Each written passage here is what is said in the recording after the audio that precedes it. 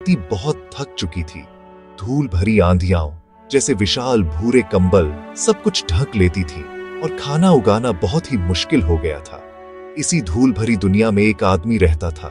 उसका नाम था कूपर। वह सिर्फ किसान नहीं था, बहुत पहले वह पायलट और इंजीनियर था जो तारों के बीच उड़ने का सपना देखता था। लेकिन अब उसके दिन खेत में ही बीतते थे। वह मक्का उगाता था जो अभी भी उगने वाली आखिरी फसलों में से एक थी। वह अपने बेटे टॉम और अपनी होशियार जिज्ञासु बेटी मर्फी के साथ रहता था, जिसे वह प्यार से मर्फ कहता था। कूपर को आसमान और खोज का रोमांच बहुत याद आता था। वह अक्सर तारों की ओर देखता और सोचता था कि हमारी दुनिया के पार क्या है। कूपर और मर्फ का रिश्ता बहुत खास था। दोनों के दिल में साहसिकता थी। जहां टॉम खेती सीखकर एक दिन जमीन संभालने में खुश था, वहीं मर्फ अपने पिता जैसी थी। वह सवालों से भरी रहती थी। उसका दिमाग हमेशा ब्रह्मांड के बारे में सोचता रहता था। वह भूत प्रेत या जादू में विश्वास नहीं करती थी, लेकिन विज्ञान और पहेलियां सुलझाने में विश्वास रखती थी। उसका कमरा उसका छोटा सा साम्राज्य था, किताबों, अंतरिक्ष यानों के मॉडल और खोजने की चीजों की नोट्स से भरा हुआ। कूपर को उसकी ये बात बहुत पसंद थी। वह उसे पुराने दिनों की कहानियां सुनाता, जब इंसान उम्मीद से ऊपर देखता था, न कि चिंता में नीचे। वह मर्फ से वादा करता था कि इंसान सिर्फ जिंदा रहने के लिए नहीं, बल्कि खोज करने के लिए बना है। फार्म पर जीवन बहुत चुनौतीपूर्ण था। हर दिन धूल से लड़ाई थी, जो उनके घर, खाने और यहाँ तक कि सांसों में भी घुस जाती थी। लोग नए आविष्कारों या दूसरे ग्रहों की यात्रा के सपने देखना छोड़ चुके थे। अब दुनिया का फोकस बस एक चीज पर था, खाने के लिए पर्याप्त भोजन ढूंढना। स्कूलों में बच्चों को सिखाया जाता था कि पुराने अंतरिक्ष मिशन पैसे की बर्बादी थे और उनका असली काम अच्छा किसान बनना है। इससे कूपर बहुत दुखी होता था। उसे लगता था कि इंसान की सबसे बड़ी ताकत है अनजाने की खोज का जज्बा, नई चीजें जानने की ललक और असंभव को संभव बनाने की कोशिश। उसे डर था कि लोग अब बड़े सपने देखना भूल रहे हैं। इन सब कठिनाइयों के बावजूद कूपर का घर प्यार और सीखने से भरा था। वह अपने बच्चों को जिज्ञासु बनना, हर चीज पर सवाल उठाना और हमेशा जवाब ढूंढने की कोशिश करना सिखाता था। वह उनके साथ पुराने ड्रोन और मशीनें ठीक करता, उन्हें चीजों के काम करने का तरीका दिखाता। वह खास तौर पर मर्फ के वैज्ञानिक दिमाग को प्रोत्साहित करता, उसके अंतहीन सवालों के जवाब देता। उसमें उसे एक चमक दिखती थी, एक दृढ़ता जो दुनिया बदल सकती थी। लेकिन कूपर को अंदाजा नहीं था कि मर्फ के अपने ही कमरे में छिपा एक रहस्य उनके परिवार को एक ऐसे रोमांच में ले जाएगा जो पूरी मानवता का भविष्य तय करेगा। मर्फ का कमरा कोई आम कमरा नहीं था, उसमें एक रहस्य छुपा था। कुछ समय से वहां अजीब बातें हो रही थीं। किताबें अचानक उसकी लंबी शेल्फ से गिर जाती थीं, एक एक करके, जैसे कोई भूत कोई संदेश भेजने की कोशिश कर रहा हो। मर्फ, जो बहुत समझदार थी, उसे भूत नहीं मानती थी। उसे लगता था कि ये कोई ताकत है जिसे वह देख नहीं सकती, लेकिन माप सकती है। उसने इसका नाम रख दिया था मर्फ का भूत। वह किताबों को ध्यान से देखती, गिरने के तरीके में कोई पैटर्न ढूंढने की कोशिश करती।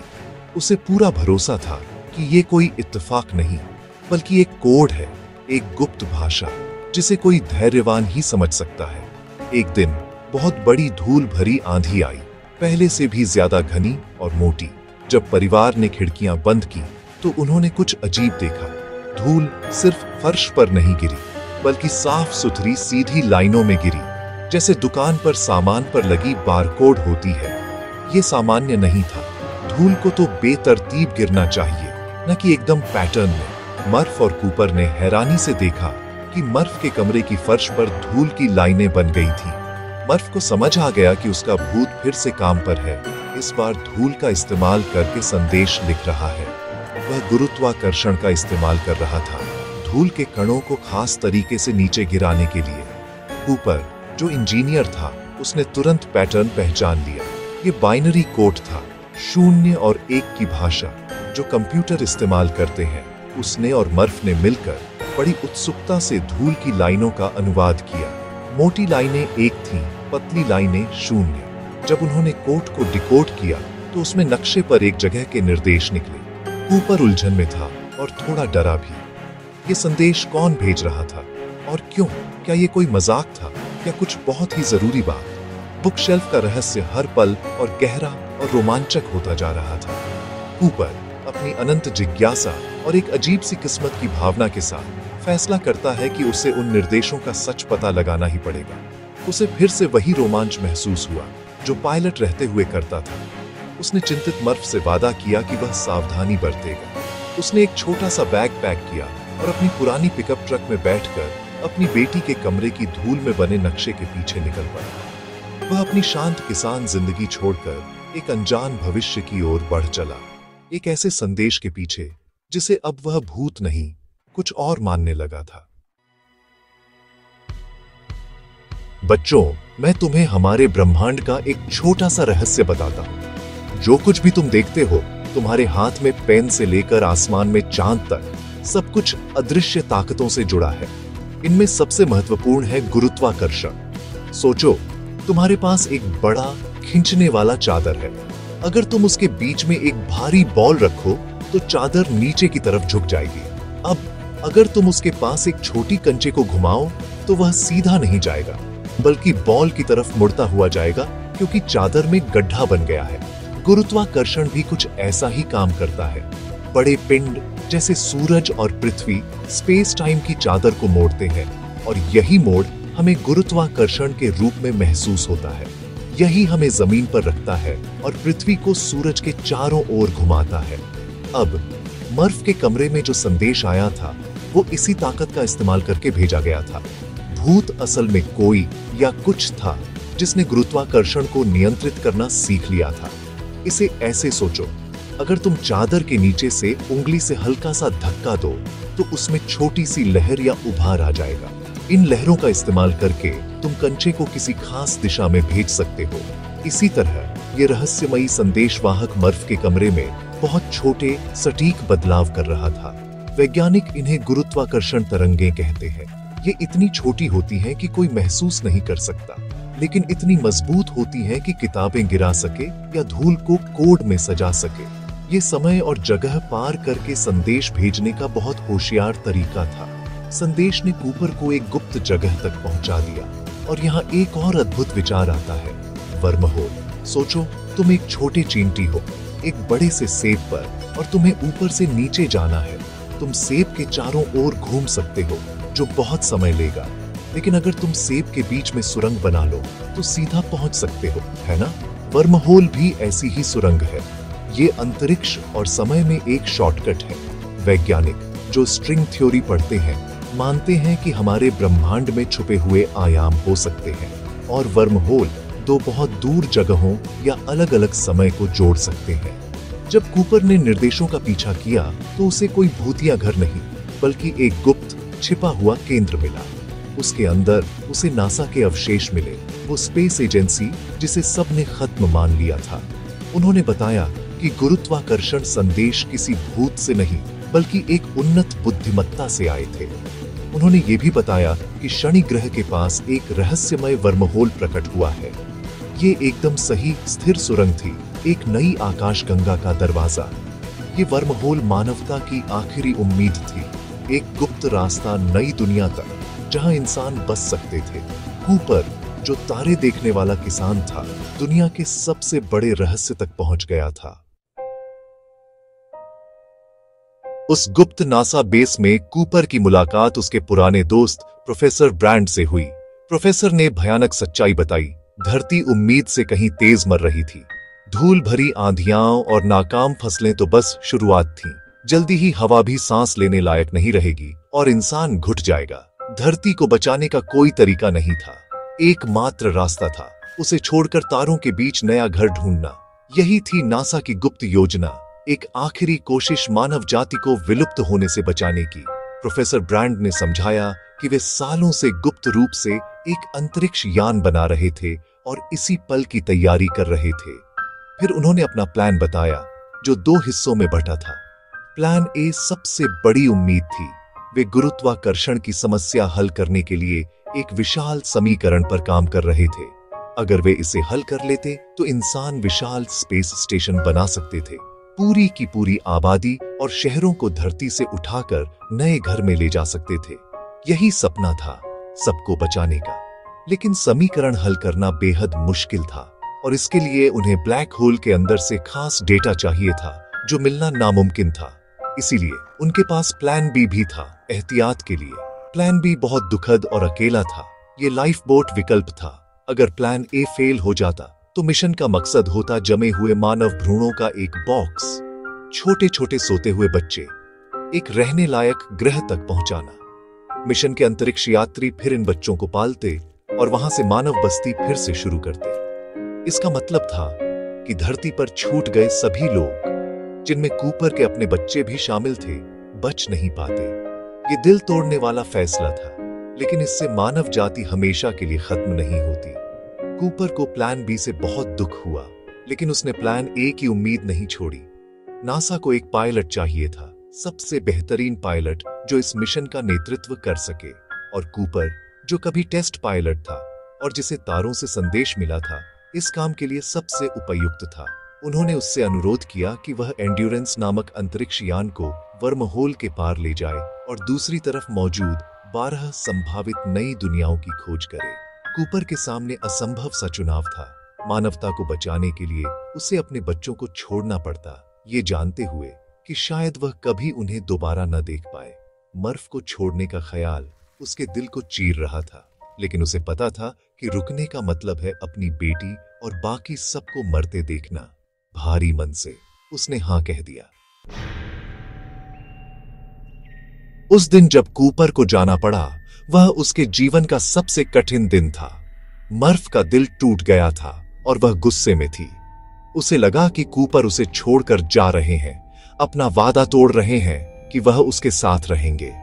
मर्फ ने अलविदा कहने से इनकार कर दिया और वह अपने कमरे में छुप गई, उसी बुक शेल्फ के पास जिसने सब कुछ शुरू किया था। कूपर ने समझाने की कोशिश की कि वह यह सब उसी के लिए कर रहे हैं, उसके भविष्य के लिए। उसने मर्फ को एक घड़ी दी और खुद के पास भी एक वैसी ही घड़ी रखी। कूपर ने कहा कि जब वह लौटेंगे तो दोनों अपनी घड़ियां मिलाकर देखेंगे और शायद, बस शायद, उनका समय अलग अलग होगा। यह विदाई बहुत दर्दनाक थी, आंसुओं और अनकहे शब्दों से भरी हुई। एक ऐसी याद जो कूपर को आकाश गंगाओं के पार भी सताती रही।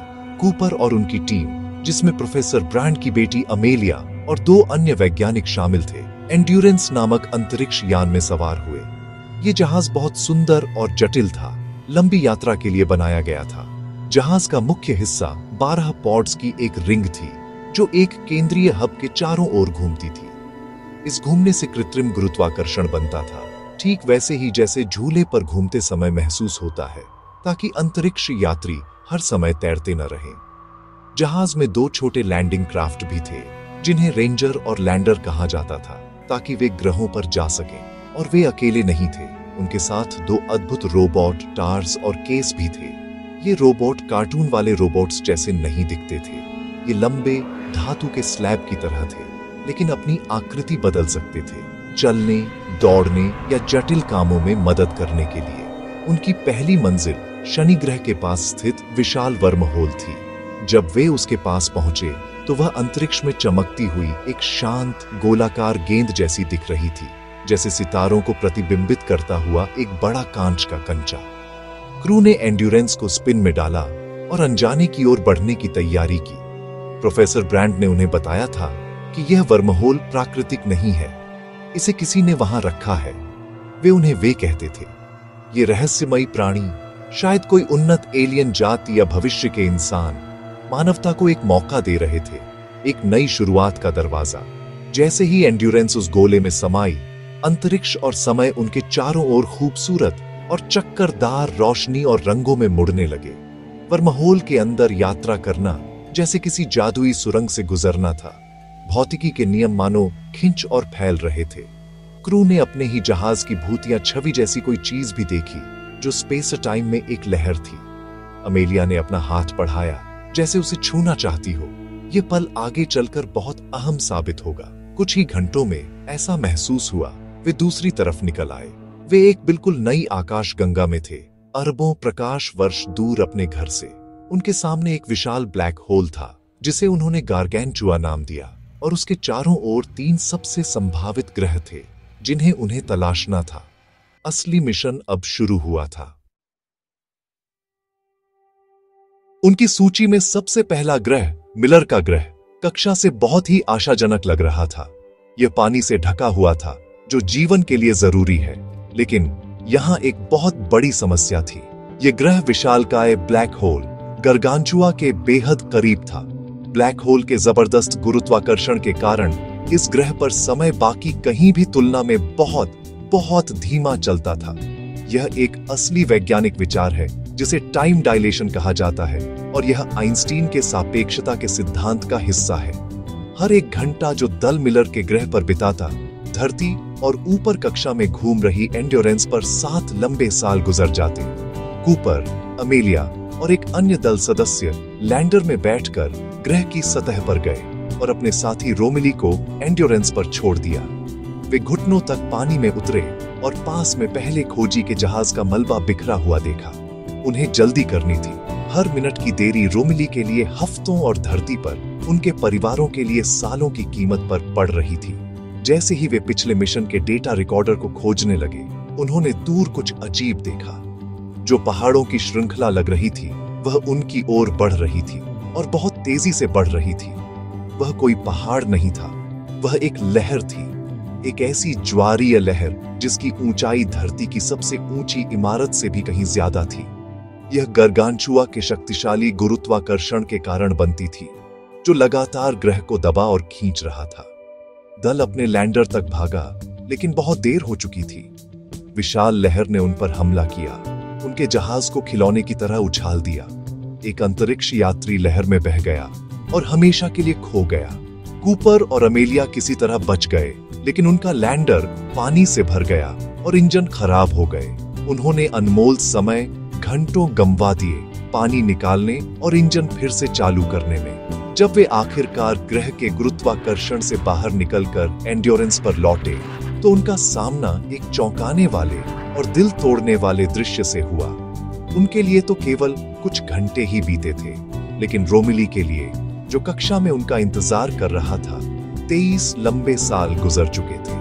वह अब एक बूढ़ा आदमी था, सफेद बालों और थकी आंखों के साथ, जिसने 2 दशक से भी ज्यादा अकेले बिताए, इंतजार करते हुए, सोते हुए और ब्लैक होल का अध्ययन करते हुए। यही उनके मिशन की पहली असली कीमत थी। कूपर ने अपने बच्चों के वर्षों पुराने वीडियो संदेश सुने। उसने अपने बेटे टॉम को बड़ा होते, शादी करते और खुद का बच्चा होते देखा, और उसने अपनी बेटी मर्फ को एक महिला बनते देखा, उतनी ही उम्र की जितनी वह खुद था जब वह गया था। उसके फैसले का बोझ अब पूरी तरह उस पर आ गया था। मिलर के ग्रह पर हुई त्रासदी और खोए हुए समय के बाद एंड्योरेंस की टीम के पास ईंधन भी कम था और हौसला भी। अब उनके पास 2 बचे हुए ग्रहों में से चुनना था। अमेलिया एडमंड्स के ग्रह पर जाना चाहती थी, जिसका नाम उस अंतरिक्ष यात्री के नाम पर था जिससे वह प्यार करती थी। लेकिन आंकड़े बताते थे कि मैन का ग्रह बेहतर विकल्प है। डॉ मैन, जो मूल मिशनों के नेता थे, उनके संकेत एक अच्छे रहने लायक ग्रह की ओर इशारा कर रहे थे। टीम ने अनिच्छा से मैन के ग्रह पर जाने का फैसला किया, अपनी बची खुची ऊर्जा का इस्तेमाल करते हुए इंसानियत के लिए नया घर खोजने की उम्मीद में। वे एक वीरान बर्फीले ग्रह पर उतरे, जहां तक नजर जाती थी सिर्फ बर्फ और बादल थे। उन्होंने डॉ मैन को उनके हैबिटेट में पाया, जो संसाधन बचाने के लिए क्रायोजेनिक पॉड में सो रहे थे। जब उन्हें जगाया गया तो वे भावुक हो गए और राहत से रो पड़े। इतने सालों बाद बचाए जाने पर उन्होंने बताया कि उनका ग्रह ठंडा जरूर है, लेकिन बर्फ के नीचे सांस लेने लायक वातावरण और जीवन के लिए उपयुक्त सतह है। उन्होंने अपना डेटा दिखाया, जो एकदम सही लग रहा था। दल को उम्मीद की एक लहर सी महसूस हुई। ऐसा लगा जैसे उनकी लंबी और कठिन यात्रा आखिरकार खत्म हुई। उन्होंने धरती को संदेश भेजा, खुशखबरी सुनाई, लेकिन डॉ मैन एक भयानक राज छुपा रहे थे। जब कूपर और रोमिली उनके साथ ग्रह का निरीक्षण कर रहे थे, तो कूपर को कुछ गड़बड़ महसूस हुई। डेटा पूरी तरह मेल नहीं खा रहा था। डॉ मैन की कहानी में झोल था। असल में वह ग्रह पूरी तरह रहने लायक नहीं था। वहां की हवा में अमोनिया था और बर्फ के नीचे कोई सतह ही नहीं थी। डॉ मैन ने अपना सारा डेटा झूठा बनाया था। उन्होंने डर और अकेलेपन में बचाए जाने के लिए झूठा संकेत भेजा था। उन्हें न तो प्लान ए पर भरोसा था, न धरती के लोगों को बचाने पर। वे बस खुद को बचाना चाहते थे। अकेलेपन में उनकी सारी उम्मीद टूट चुकी थी और वे स्वार्थी हो गए थे। जब कूपर ने उनका सामना किया तो डॉग मैन ने उन पर हमला कर दिया, उनका हेलमेट फोड़ दिया और उन्हें जहरीली हवा में तड़पने के लिए छोड़ दिया। फिर मैन एक लैंडर में भाग निकले, एंड्योरेंस को चुराने और एडमंड्स के ग्रह पर अकेले प्लान बी लागू करने के इरादे से। यह एक बहुत बड़ा विश्वासघात था। अमेलिया ने समय रहते कूपर को बचा लिया, लेकिन रोमिली डॉमैन द्वारा लगाए गए जाल में मारे गए। इसके बाद एक बेहद खतरनाक पीछा शुरू हुआ। मैन ने एंड्योरेंस के साथ डॉक करने की कोशिश की, लेकिन गलत तरीके से, जिससे एक बड़ा धमाका हुआ और मुख्य जहाज बुरी तरह क्षतिग्रस्त हो गया और वह बेकाबू घूमने लगा। दल की उम्मीद अब एक बचे खुचे संघर्ष में बदल गई थी। एंड्योरेंस बुरी तरह क्षतिग्रस्त हो चुकी थी और नियंत्रण से बाहर घूम रही थी। ऐसे में कूपर को एक बेहद साहसी और लगभग नामुमकिन सा काम करना पड़ा। अपने बचे हुए लैंडर को डॉक कर जहाज को स्थिर करना। वे बच तो गए, लेकिन अब लगभग सारा ईंधन खत्म हो चुका था और वे एक दुश्मन ग्रह की कक्षा में फंस गए थे। अब उनकी एकमात्र उम्मीद थी ब्लैक होल गर्गांचुआ के गुरुत्व का इस्तेमाल स्लिंगशॉट की तरह करना, जिससे वे अंतिम ग्रह एडमंड्स के ग्रह तक पहुंच सके। यह बहुत ही जोखिम भरा कदम था, जिसमें बेहद सटीक गणना की जरूरत थी। टार्स रोबोट ने गणना की कि पर्याप्त गति पाने के लिए सही समय पर वजन कम करना जरूरी है। जैसे ही वे ब्लैक होल के किनारे से गुजरे, जहां समय और स्थान अपनी सीमाओं तक खींचते हैं, कूपर ने एक चौंकाने वाला फैसला लिया। टार्स के हिस्से को ब्लैक होल में छोड़कर जरूरी क्वांटम डेटा इकट्ठा करने के बाद कूपर ने खुद का हिस्सा भी अलग कर दिया, अपने आप को बलिदान कर दिया, ताकि अमेलिया का जहाज हल्का होकर गर्गांचुआ के खिंचाव से बाहर निकल सके। अमेलिया ने विरोध में पुकारा, लेकिन अब बहुत देर हो चुकी थी। कूपर और टार्स अंधेरे में ब्लैक होल के दिल में गिरते चले गए। वह खुद को बलिदान कर रहा था ताकि अमेलिया और प्लान बी सफल हो सके और इंसानियत किसी न किसी रूप में आगे जिंदा रह सके। लेकिन कूपर मरा नहीं, उसे कुचला नहीं गया, बल्कि वह एक ऐसी जगह पहुंचा जिसकी कल्पना भी नहीं की जा सकती। वह एक टेसेरैक्ट के अंदर था, 5 आयामी स्थान का त्रिआयामी रूप। हर तरफ किताबों की अलमारियां थीं। अंतहीन गलियारों की तरह वह मर्फ के कमरे को उसके जीवन के किसी भी पल में देख सकता था। बचपन से लेकर युवावस्था तक उसे एहसास हुआ कि रहस्यमय वे कोई एलियन नहीं थे, बल्कि भविष्य के इंसान थे जो समय और स्थान जैसी आयामों को समझ और नियंत्रित कर सकते थे। उन्होंने कूपर के लिए यह टेसेरैक्ट बनाया था ताकि वह अतीत से संवाद कर सके। कूपर को आखिरकार समझ आया, वह खुद मर्फ का भूत था, वही था जो हमेशा किताबें गिराता था।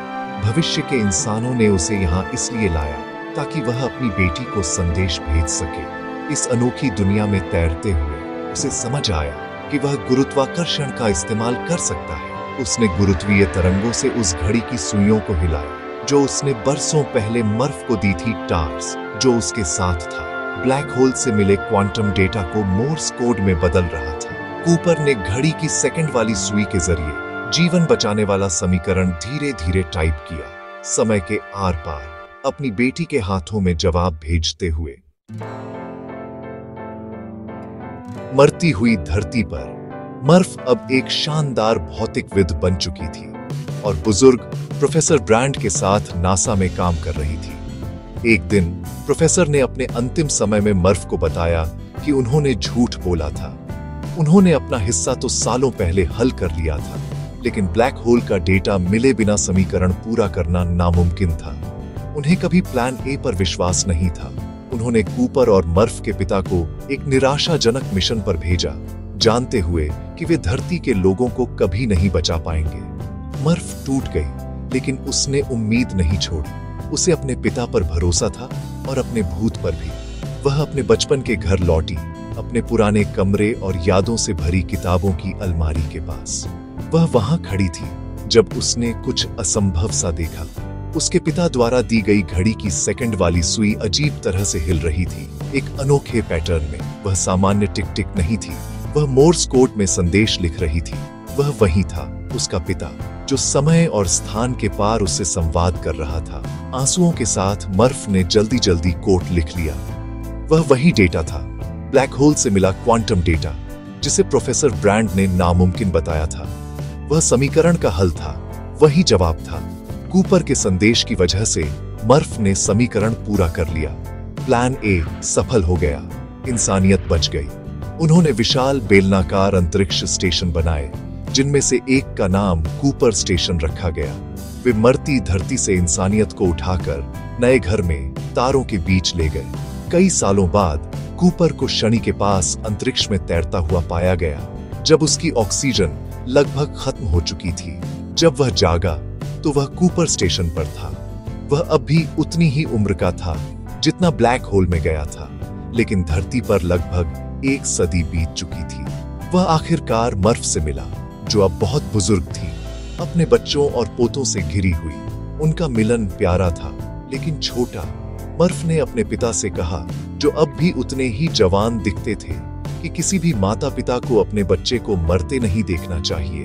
उसने उन्हें प्रोत्साहित किया कि वे जाए अमेलिया को ढूंढें, जो एडमंड्स के ग्रह पर अकेली थी, प्लान बी के लिए कैंप तैयार कर रही थी, यह जाने बिना कि प्लान ए सफल हो चुका है। और इस तरह कूपर हमेशा खोज पर निकलने वाला, फिर एक छोटे अंतरिक्ष यान में बैठकर एक नए सूर्योदय की ओर चल पड़ा, किसी दूर ग्रह पर। यह कहानी हमें सिखाती है कि प्यार, खासकर माता पिता और बच्चे का प्यार, ऐसी ताकत है जो किसी भी दूरी, किसी भी आयाम, यहाँ तक कि समय को भी पार कर सकती है। और यह आपसे पूछती है, अगर हम सच में सुनना सीख जाए, तो हमारे भविष्य के खुद हमसे क्या क्या अद्भुत चीजें करवा सकते हैं।